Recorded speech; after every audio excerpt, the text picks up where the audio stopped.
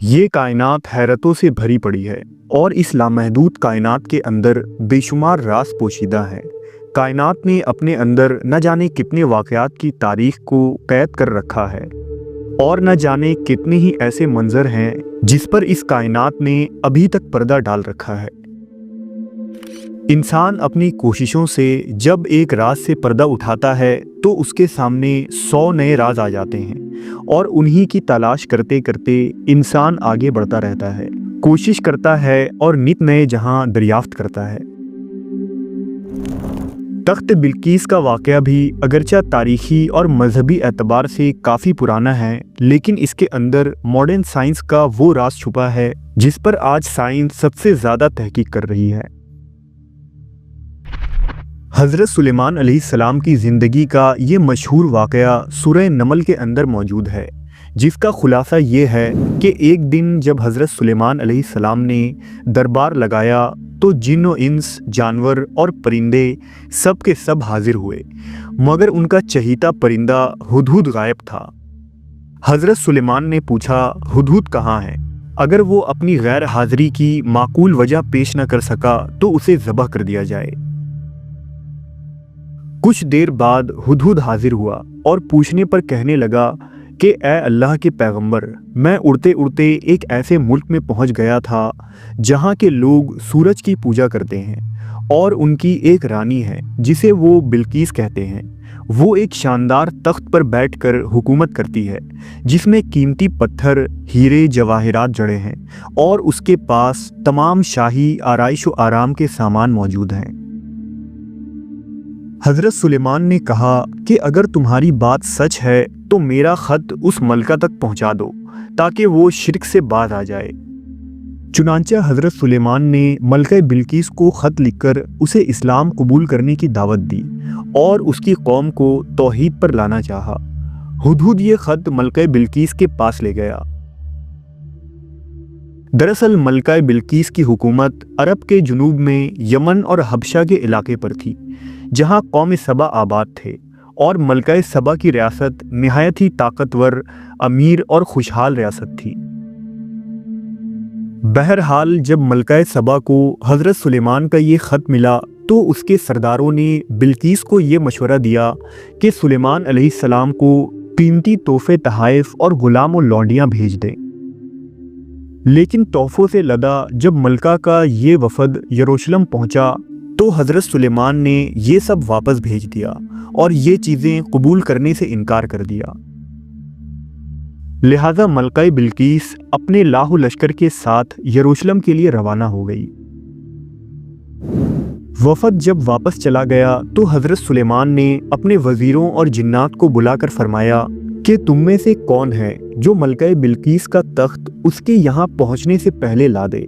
دربار میں موجود ایک عفریت جن نے کہا کہ میں اس تخت کو دن ڈھلنے سے پہلے لا سکتا ہوں، لیکن وہاں حضرت سلیمان علیہ السلام کے ایک وزیر اور سردار موجود تھے اور جن کا نام آصف بن برخیہ تھا۔ انہوں نے کہا، میں آپ کے پلک جھپکنے سے پہلے اس تخت کو لا کر آپ کی خدمت میں رکھ سکتا ہوں، کیونکہ میرے پاس کتاب کا علم ہے۔ لہذا حضرت سلیمان نے حکم دیا اور پلک جھپکتے ہی ملکہ بلقیس کا وہ شاندار اور عظیم تخت آپ علیہ السلام کے سامنے پڑا تھا۔ آخر یہ کیسے ممکن ہوا؟ آصف بن برخیہ کے پاس ایسا کون سا علم اور کون سی کتاب تھی جس کی مدد سے ایک سیکنڈ میں وہ تخت یمن سے یروشلم پہنچ گیا، جبکہ یمن سے یروشلم کا فاصلہ تقریباً 2500 کلومیٹر ہے؟ ان سوالات کا آسان ترین جواب تو یہ ہے کہ ٹائم اور اسپیس کا قانون اور اصول صرف ہم انسانوں پر ہی لاگو ہوتا ہے۔ خدا کی ذات کسی اصول یا قانون کی پابند نہیں ہے۔ اس کی قدرت ایک معمولی تخت و درکنار سورج اور اس سے بھی زیادہ بڑے سیاروں کو بھی پلک جھپکتے ہی لاکھوں کروڑوں میل کا فاصلہ طے کروا سکتی ہے۔ لیکن اگر جدید سائنس کی تناظر میں دیکھا جائے تو اس واقعے کا آج ایک معقول جواب ہے جو کہ عین اس واقعے کے مطابق ہے۔ سائنس کی دنیا میں ایسی چیزوں کو ٹیلی پورٹیشن کہا جاتا ہے جس کے ذریعہ اس طرح کے حیرت انگیز کام ممکن ہے۔ ٹیلی پورٹیشن دراصل کسی چیز کا ایک جگہ سے دور یا قریب کسی دوسرے مقام پر سیکنڈ کے ہزارویں حصے میں سفر کا نام ہے۔ یہ عمل اتنا تیز ہے کہ ہم پلک جھپکنے سے پہلے ہی کائنات کے ایک سرے سے دوسرے سرے تک پہنچ سکتے ہیں۔ ایئر 1935 میں دنیا کے بہترین فزسسٹ البرٹ آئنسٹائن، پوڈولسکی اور نیوٹن روزن نے ERP پیراڈاکس نامی ایک آرٹیکل لکھا۔ انہوں نے اس پیپر میں ہونے والے دریافت کو امپاسبل کا نام دیا اور پیپر کے آخر میں یہ جملہ لکھا، نہ سمجھ آنے والا عجیب عمل۔ دراصل آئنسٹائن اور ان دو بڑے سائنسدانوں نے اس پیراڈاکس میں یہ تھیوری دیا تھا کہ ایٹم کا سب سے چھوٹا پارٹیکل ایک مقام سے دوسرے مقام پر منتقل ہو سکتا ہے، چاہے دونوں مقامات کے درمیان فاصلہ کروڑوں میل ہی کیوں نہ ہو۔ انہوں نے اپنی اس تھیوری کو امپاسبل کہہ کر مزید تحقیق کے لیے چھوڑ دیا۔ ایئر 1973 میں دنیا کی سب سے بڑی لیبارٹری سرن کے سائنسداں جان بیل نے اس امپاسبل ڈسکوری کو پاسبل کہا، لیکن بیل کے مطابق پارٹیکلز کی یہ منتقلی روشنی کی رفتار سے 10,000 گنا زیادہ تیزی سے ہو رہی تھی، جو کسی کے بھی سمجھ سے باہر تھی۔ تقریباً 40 سالوں بعد چائنا نے سال 2016 میں کوئس نامی پروجیکٹ کو لانچ کیا جس کی لاگت $100 ملین تھی۔ انہوں نے میسیسیس نامی سیٹلائٹ کی مدد سے انسانی تاریخ میں پہلی بار 1200 کلومیٹر کے فاصلے پر ایک فوٹون کے پارٹیکل کو ٹیلی پورٹ کر دکھایا۔ کوانٹم دنیا کی اس ہلا کر رکھ دینے والی تحقیق نے بڑی بڑی لیبارٹریز میں تجربات کی رفتار دگنی کر دی۔ روشنی کی رفتار سے تیز ایک جگہ سے دوسری جگہ چیزوں کا پلک جھپکتے ہی پہنچ جانا آج ہمارے سامنے ممکن ہے، اور دنیا کے کئی لیبارٹریز میں اس پر کامیاب ایکسپیریمنٹ کیے جا چکے ہیں۔ لیکن زندہ جانداروں کو ٹیلی پورٹ کرنے میں سائنس اب تک کامیاب نہیں ہوئی ہے۔